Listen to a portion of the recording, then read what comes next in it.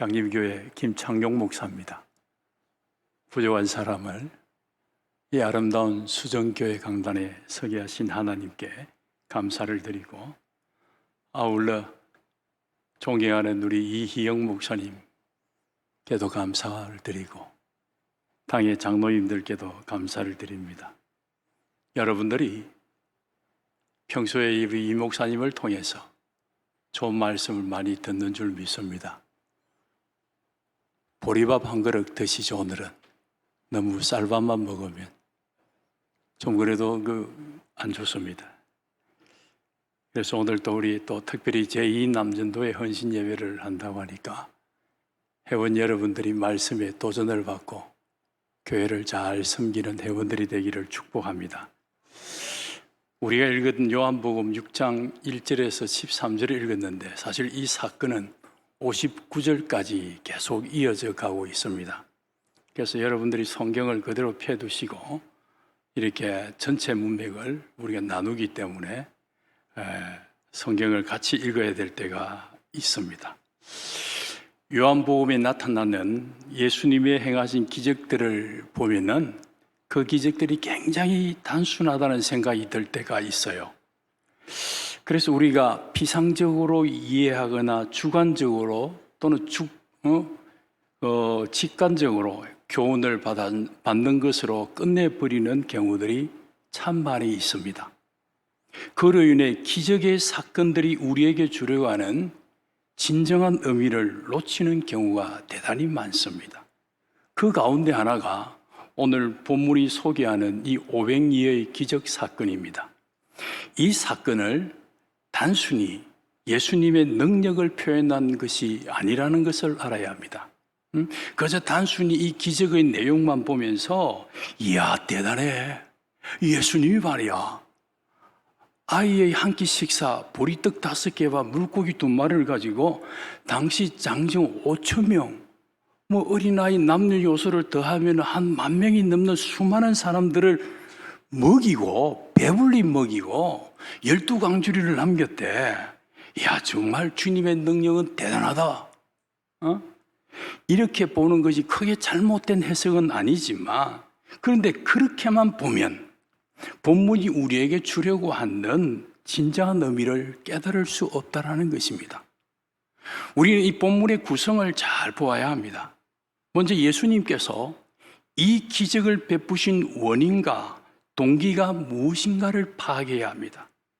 광야에 모인 군중들이 제자들에게 먹을 것을 달라고 요구했기 때문에 예수님께서 그들에게 기적을 베푼 게 아닙니다.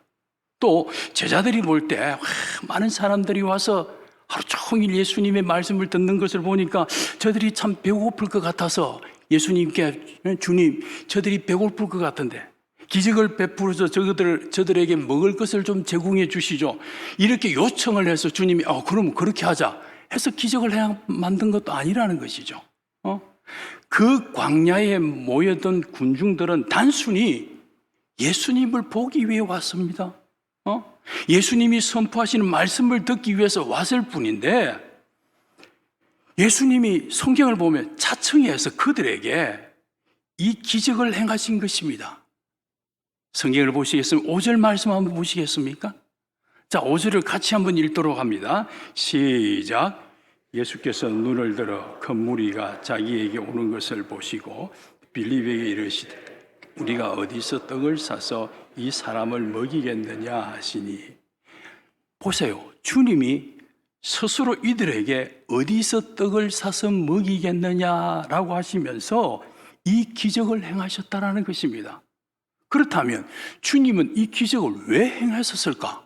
제자들이 요청한 것도 아니고 군중들이 요청한 것도 아닌데 왜 행하셨을까? 자, 6절을 말씀 봅니다. 6절 시작. 이렇게 말씀하시면 친히 어떻게 하실지 아시고 빌립을 시험하시고야 하심이라. 주님께서 이 기적을 행하시는 데는 분명한 목적이 있었어요. 그것은 함께 있는 제자들의 믿음이 어떠한가를 확인하고 그들에게 믿음이 무엇인가를 가르치기 위해서 이 기적을 행하셨다라고 말합니다. 그런데 예수님이 기적을 딱 행하니까 사람들이 예수님에 대해 큰 매력과 관심을 갖기를 시작했습니다. 물론 뭐 10,000명은 안 넘겠습니까? 그죠? 그 수많은 사람들이 그 들판으로 주님을 보기 위해 나왔다면 주님이 이 기적을 행하든 행하지 않든 그 사람들의 마음속에는 예수님을 향한 관심이 있었다는 것입니다. 그런데 그들 앞에서 주님이 엄청난 기적을 행하니까 주님을 향한 그들의 관심이 폭발하게 된 것이죠. 그래서 이들은 예수님을 자기의 왕으로 삼으려고 했습니다. 여러분 15절을 보십시다. 자, 같이 읽습니다. 15절 시작. 그럼 우리 예수께서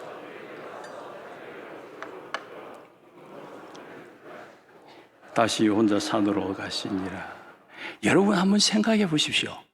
10,000명이 훨씬 넘는 사람들이 예수님을 왕으로 모시려고 하니까 그들이 그 기적을 보고 예수님께 관심을 이렇게 쏟아 놓을 때 주님은 어떻게 했습니까? 주님의 심정이 어떻겠습니까? 그 자리를 피하고 싶지 않았겠습니까? 그런데 무리들은 그 다음 날도 막 예수님을 찾고 나리를 피웁니다. 그러다가 예수님을 딱 만나게 되었어요. 그때 예수님은 자기를 그렇게 좋아하며 따르는 무리를 향해서 뭐라고 말씀하시는가 하면, 자, 26절을 봅니다. 26절 시작. 예수께서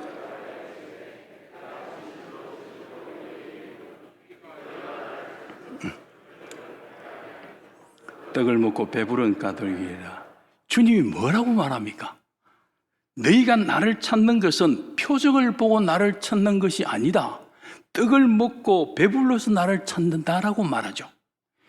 여러분, 이 말을 가만히 보면 모순이 좀 있는 것 같아요.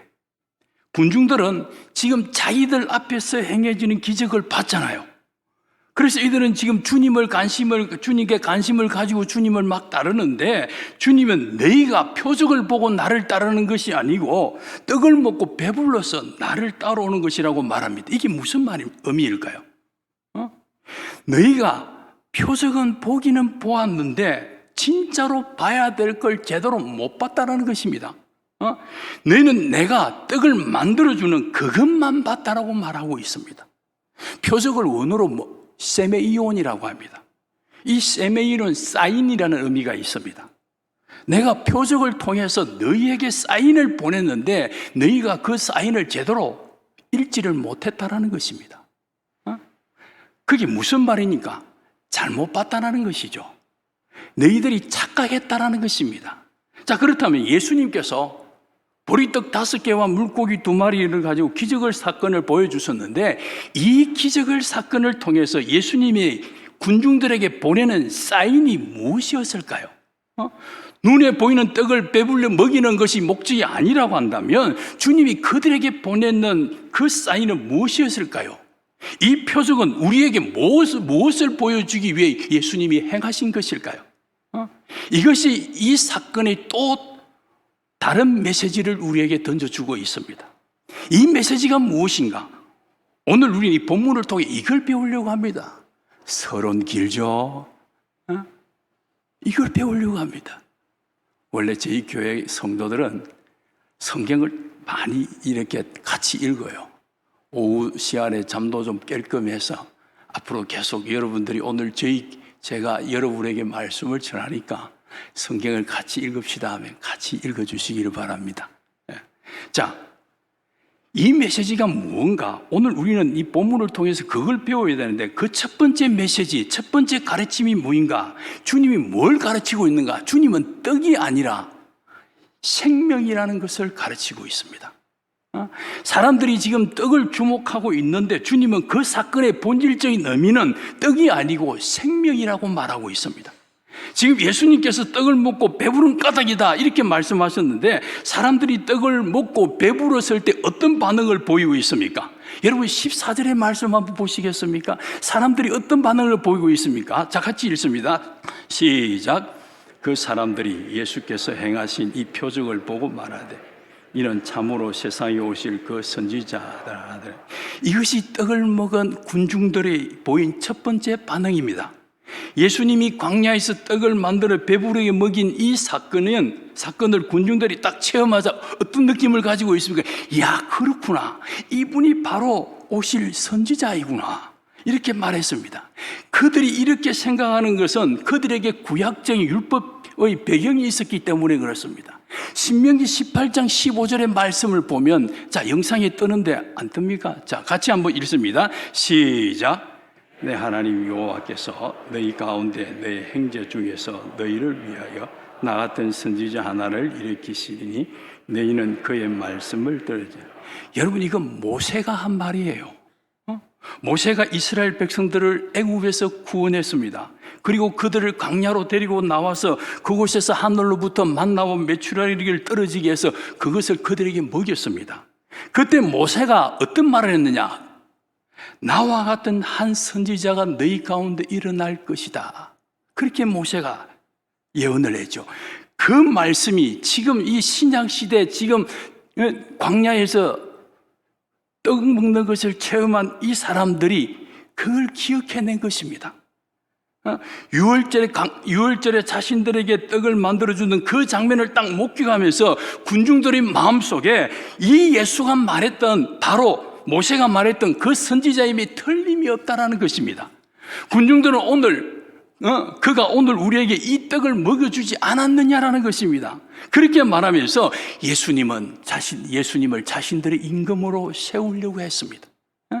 그러니까 군중들의 생각은 이런 것입니다. 예수는 바로 제2의 모세다. 그리고 지금 예수가 우리에게 떡을 만들어준 이 일이 유월절에 일어났는데, 이것이 마치 자기들의 조상들이 출애굽 때에 모세가 그들을 구원하여 이스라엘 민족이라고 하는 나라를 만든 것처럼 이 유월절 절기에 예수를 중심으로 하여서 제2의 출애굽 사건이 여기서 일어나고 있다라고 그들은 생각한 것입니다. 기적을 행한 예수가 자신들을 중심으로 해서 이 땅에 새로운 하나님의 나라를 건설한다, 그런 생각이 그 군중들에게 있었다라는 것이죠. 그러니까 이들의 관심이 어디에 있습니까? 500년의 사건을 체험한 이들의 관심은 오직 이 땅에 있습니다. 자신들이 발을 딛고 사는 여기에 예수님이 지금 지상낙원을 건설할 것으로 기대한 것이죠. 그때 예수님이 뭐라고 말씀하셨는가? 자, 26절에서 27절 말씀, 자, 같이 봅니다. 26절에서 27절 시작.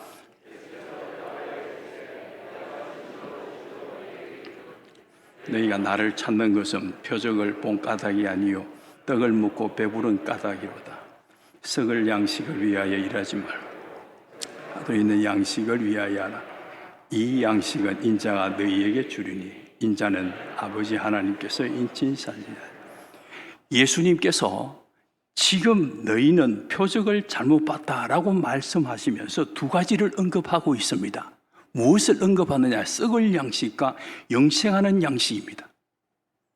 너희들이 지금 머릿속에 생각하고 있는 썩을 양식은 모세 때 내려준 그 만나와 같은 떡에 관심을 가지고 있다고 하는 것을 말하고 있는데, 그 썩을 양식인 떡에 관심을 가지지 말고 이제 영생하는 양식에 관심을 가져야 한다, 그렇게 말씀하고 있습니다. 나는 썩을 양식인 이 떡에 대하여 말하는 것이 아니고 영생의 양식인 생명에 대하여 말하고 있다라는 것입니다. 이것을 인자인 내가 너희에게 준다고 지금 주님은 말씀하고 있습니다. 주님은 떡이 아니라 생명이라는 것입니다. 이 사건은 너희에게 생명을 말하고 있다라는 것입니다. 내가 너희들에게 생명을 주러 왔다는 것을 이 사건을 통해 지금 설명을 하고 있는 것입니다. 그 생명이 어떤 것인가? 32절에서 33절 말씀 봅니다. 자, 같이 한번 읽습니다. 시작. 예수께서 이르시되 내가 진실로 진실로 너희에게 이르노니 모세가 너희에게 하늘로부터 준 떡이 아니라 아버지께서 너희에게 하늘로부터 참떡을 주시나니 하나님의 떡은 하늘에서 내려 세상에 선을 주는 것이니라. 참떡이 있다는 것이죠. 그 떡이 무엇이냐? 생명이라는 것입니다. 나는 너희에게 이 생명을 주러 왔다. 그런데 너희는 썩을 양식인 이 육적인 떡에만 관심이 있구나라고 주님이 말하고 있습니다. 그러니까 이런 것입니다. 구원이 무엇이냐? 구원은 떡으로 배부르는 것이 아니고 구원은 생명을 얻는 것이다. 여러분, 지금 요한복음에 나타나는 이 기적들은 하나님의 나라를 우리에게 실제적으로 보여주는 스냅 사진과 같습니다. 하나님의 나라는 어떤 나라냐? 생명의 나라이지 떡의 나라가 아니다라는 것이죠. 이런 의미에서 나는 오늘 예배를 드리는 우리 모두의 관심도 떡에 있지 아니하고 생명에 있기를 주님의 이름으로 축복합니다. 우리는 예수를 믿으면서도 떡에 관심을 집중하고 살아갈 때가 많습니다. 마치 구원이 떡인 것처럼 생각하는 경향들이 참 많지요. 이렇게 딱 꼬집어서 여러분들에게 떡이냐 생명이냐 물어보면 목사님 물론 떡이지, 떡이 아니고 생명이지요. 그렇게 하지만 실제로 우리는 떡의 풍요로움을 마치 구원인 것처럼 생각하면서 살아가는 경우들이 참 많습니다. 여러분 성경을 보면 구원을 설명할 때 어떻게 설명합니까? 구원이라는 말은 다른 말로 영생이라고 말하고 다른 말로 거듭남이라고 말하고 중생이라고 말합니다. 그런데 이것들은 다 생명을 표현한 말들입니다. 구원은 우리 사회의 어떤 제도를 바꾸는 것이 아니고 구원은 이 땅의 떡 문제를 해결하는 것도 아니고 구원은 생명이 주제라는 것입니다. 그러므로 우리의 관심이 어디에 있어야 하느냐? 우리가 육신을 입고 살기 때문에 떡 문제를 외면할 수는 없지요. 이거 참 중요하지요. 그렇지만 우리는 그거보다도 한 걸음 더 나아가서 생명에 관심을 가질 수 있기를 주님의 이름으로 축복합니다. 둘째로 그렇다면 이 생명은 어떤 생명이냐 하는 것입니다. 떡이 아니라 생명이라고 했는데 두 번째로 이 생명은 어떤 생명이냐? 이 생명은 물리적인 생명이 아니라 영적인 생명을 의미합니다. 예수님께서 모세가 준 떡인 만나를 썩을 양식이라고 표현했습니다. 그리고 주님은 참떡을 생명이라고 말했습니다. 그렇다면 참떡인 생명은 어떤 떡이냐? 어떤 생명이냐? 여러분 34절에서 35절 말씀 한번 보시겠습니다. 같이 읽습니다. 시작. 그들이 이르되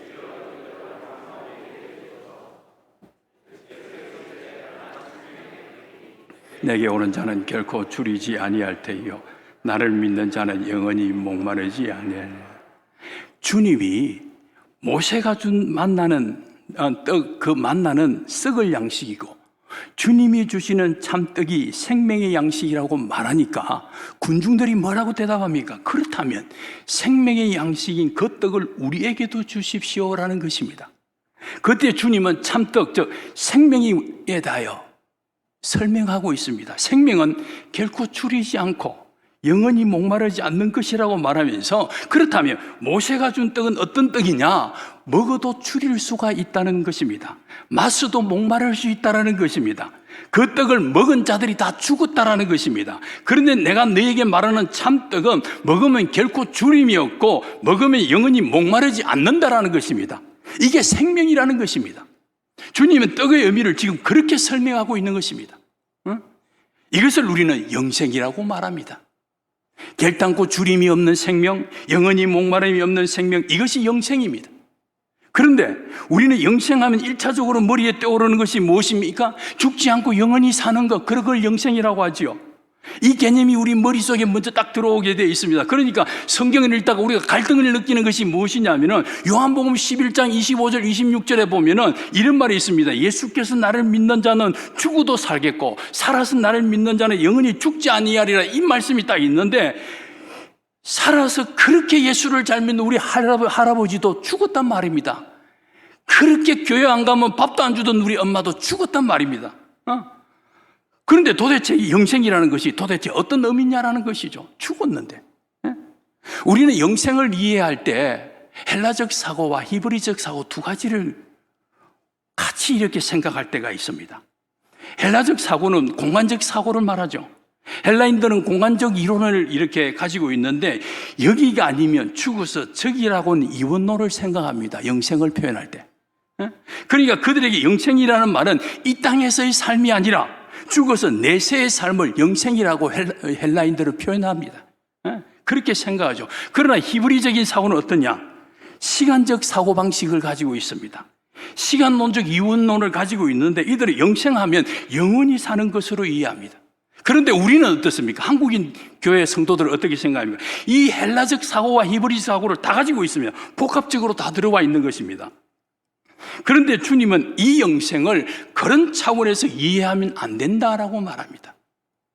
여러분 만약 그렇게 된다면 그렇게 우리가 이해를 한다면 지옥의 삶도 영생입니다.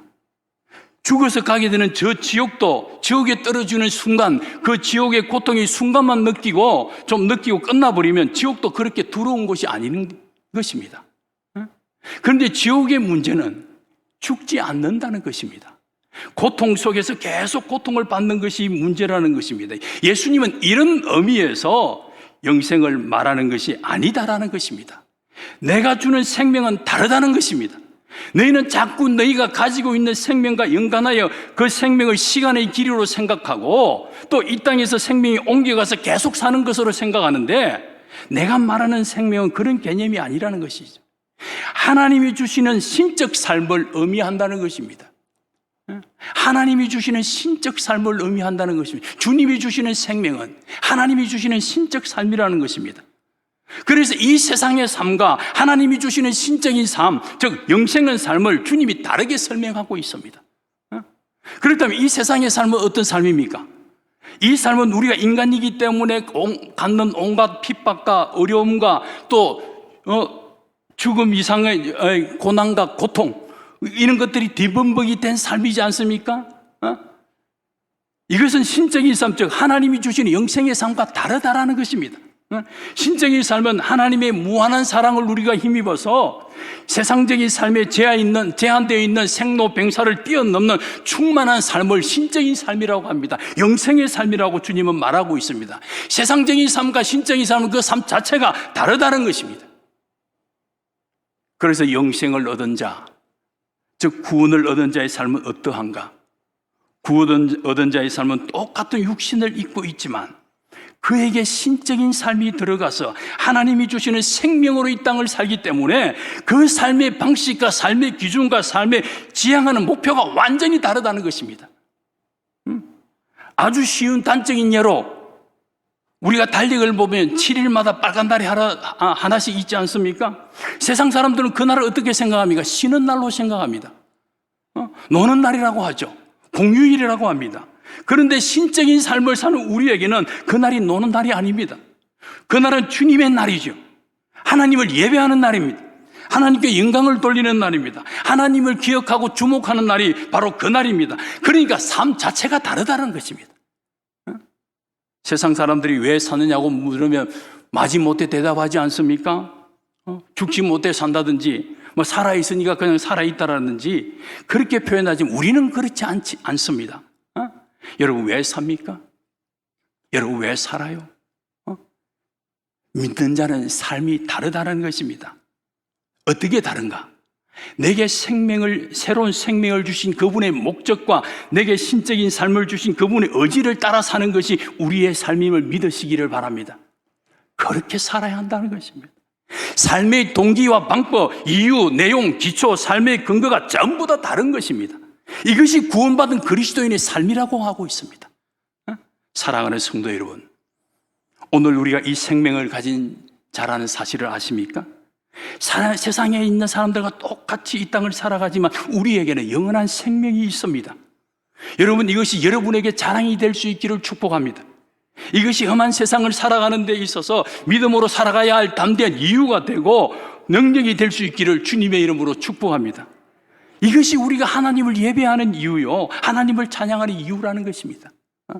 내게 물질이 많아서가 아니라, 내가 높은 명예와 지위를 가졌어가 아니라, 내게 생명이 있기 때문에 내가 주님을 찬양하고, 내게 생명이 있기 때문에 이 세상 가운데서도 내가 당당하게 살아가고, 내가 생명이 있기 때문에 세상 어디를 가나 나의 가치를 평화하지 아니하고 내 존재를 무시하지 아니하고 낙담과 절망의 상황 속에서도 내가 넉넉하게 일어날 수 있는 원인이 된다는 말입니다.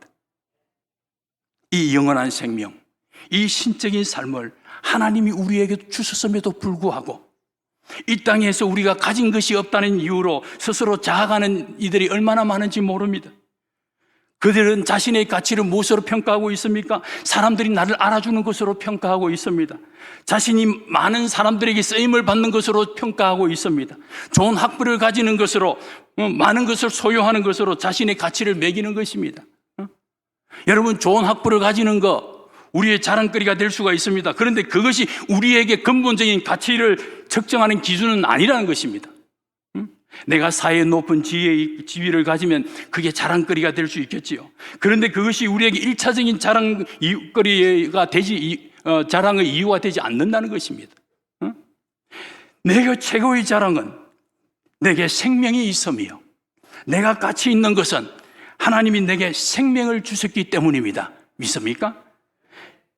이런 찬양이 있어요. 우리 어른들은 좀 잘 알겠지요.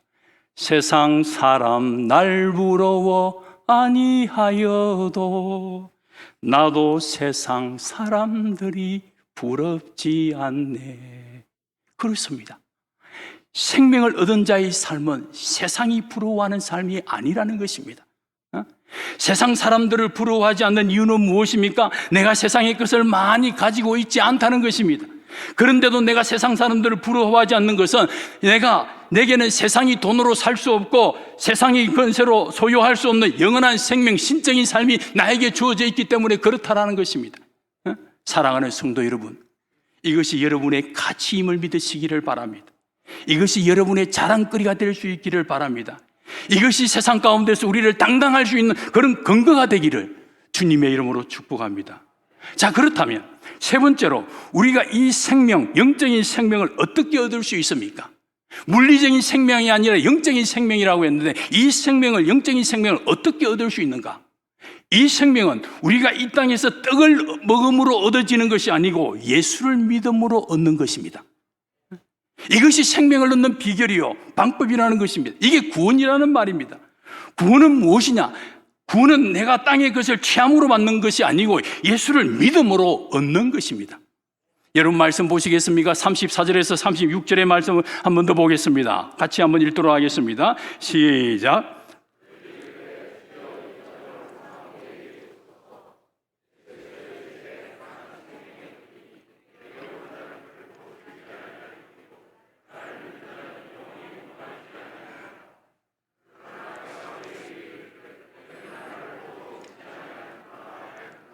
여기 보니까 결코 줄이지 않고 영원히 목마르지 않는 떡이 있는데 그 떡이 바로 예수님 자신이라는 것입니다. 그런데 너희는 나를 보고도 안 믿는다라는 것입니다. 그러니까 믿음이 영생을 얻게 한다, 믿음이 참떡을 먹게 한다, 주님이 그렇게 설명하시는 것입니다. 여러분 40절에 보십시오. 제가 읽습니다. 내 아버지의 뜻은 아를 보고 믿는 자마다 영생을 얻는 이것이니 마지막 날에 내가 이를 다시 살리리라 하시니라. 아들이 나를 보고 믿는 자가 영생을 얻는 이것이 하나님의 뜻이라는 것입니다. 이것이 하나님의 방법이고 이것이 하나님이 만든 시스템이라는 것입니다. 그러니까 예수를 믿음으로 참떡이신 예수님을 영접하는 것이고 이것이 참 생명을 얻는 것이라고 주님이 설명하고 있습니다. 그런데 너희들은 나를 보고도 안 믿는다라는 것입니다. 계속해서 어떤 떡을 먹은 것으로만 생각하고 있다라는 것입니다. 그러니까 이 땅에서 떡을 배불리 먹는 것이 마치 구원을 얻은 것처럼 너희가 오해하고 있다는 것입니다. 그래서 이 표적을 보고 너희는 떡을 먹고 배부른 데만 관심이 있지 이 표적을 통해서 내가 너희에게 보내는 사인을 읽지 못한다는 것입니다. 하나님의 뜻이 무엇입니까? 예수 믿는 것입니다. 그것이 영생을 얻는 길입니다. 나의 수고로 떡을 만들고 나의 어떤 공로로 만들어진 떡을 내가 취하는 것이 아니라 하늘로부터 보내어진 예수 그리스도, 참떡이신 예수 그리스도, 참 생명이신 예수 그리스도, 그분을 믿는 것이 바로 생명을 소유하는 길이라는 것입니다. 믿습니까? 예수를 믿는다는 게 뭐냐? 예수를 믿는다는 것은 예수가 생명의 떡이라는 것을 믿는 것입니다. 그렇다면 우리가 예수가 생명의 떡인 이유는 뭐냐? 왜 하필 예수가 생명의 떡인가? 주님은 그것을 본문 53절에서 58절 길게 이렇게 소개하고 있는데 이걸 요약해 보면 이렇습니다. 예수가 생명의 떡인 이유가 예수의 살과 피와 십자가의 대속 사건 때문이다. 그래서 예수가 생명의 떡이라는 것입니다. 지금까지 이 땅에 왔다 간 수많은 영웅들이 있지 않습니까? 그 영웅 호글들이 생명의 떡이 되지 못하는 이유는 그들이 나를 위해서 십자가에 달려 살찌고 피 흘려 대속의 죽음을 죽지 않았기 때문입니다. 그래서 그들은 생명의 떡이 될 수 없는 것입니다. 오직 예수 그리스도 그분만이 우리를 위해 살찌고 피 흘려 죽으시고 대속 사건의 중심이 되셨기 때문에 예수님만이 우리의 생명의 떡 되십니다. 이 생명의 떡을 우리가 믿음으로 취하여 영생을 얻은 자 되었다라는 것입니다. 믿습니까? 사랑하는 성도 여러분, 우리에게 이 큰 믿음이 있다는 것이 신앙생활의 큰 자산이 되는 것입니다. 이 믿음의 은혜를 우리가 찬양할 수 있기를 바랍니다. 이 믿음의 은혜를 우리가 자랑할 수 있기를 주님의 이름으로 축복합니다.